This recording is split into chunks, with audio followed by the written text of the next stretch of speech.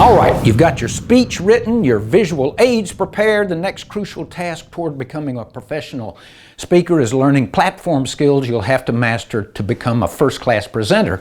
You can have the most insightful, interesting, educational, and entertaining speech in the world on paper, but if you deliver it like an amateur, it's not going to help you in your quest to become a pro. I have no idea why I morph into a 70-year-old Jewish man when I do that. But anyway, you absolutely must learn how to present it professionally. Of course, the very best way to improve your platform skills is to perform on stage as often as you can, preferably in low-risk, unpaid situations like service clubs, church or school settings, chambers of commerce. But I'm going to give you some valuable tips that'll flatten out that learning curve for you and put you on the fast track. If you want to look and sound like a professional on stage, you have to start working toward that days, weeks, even months before you're introduced and walk confidently to the microphone. In fact, about 99.99% of the work you put into your first speech will come long before you step onto the stage. The most boring speakers stand behind a lectern and read their speech, even if you're lucky enough to have a teleprompter. The audience will know you're reading and will not be nearly as engaged.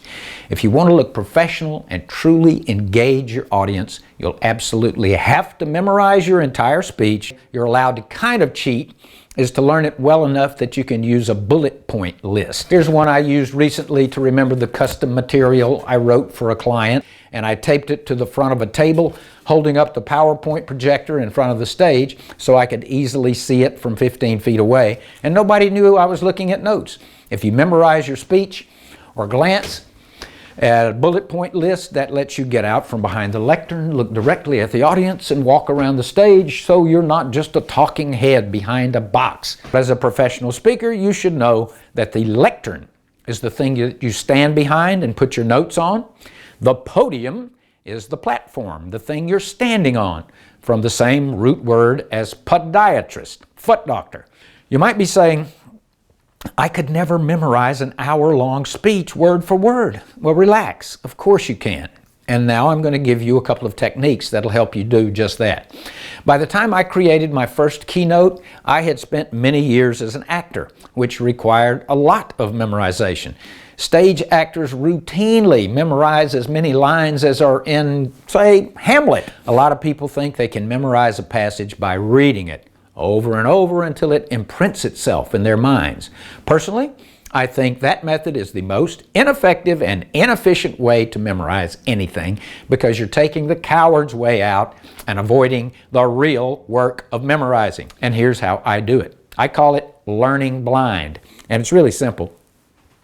I learn the first two lines, put the book face down, and recite the two lines at least twice without a stumble. When I've got them down pat, I learn the next two lines. Then I put the book down and recite all four lines until I've got them down pat. I might have to refer to the book to remember something, but when I'm reciting the lines, I do it blind. That is, I never look at the book.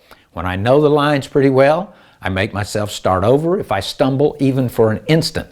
Since I start from the first line every time, by the time I get to lines 20 and 21, I've repeated the first 8 or 10 lines at least 40 times, and they're seared into my memory, so I'm speeding through them because I don't have to even think about them anymore. My mouth goes into autopilot, and the muscle memory kicks in.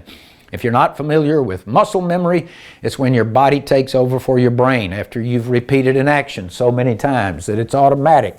For me, typing is an example. It's been years since I had to think about where the individual keys are. Now, to be clear, I'm not suggesting that when you're learning your keynote that you have to keep starting at the first line until you've learned your entire speech. No, that's impractical. You memorize chunks and then link them together like a train. For example, you might learn your opening and then the rowboat story. How do you remember what comes next? Use a mnemonic device, which is any learning technique that helps you retain information.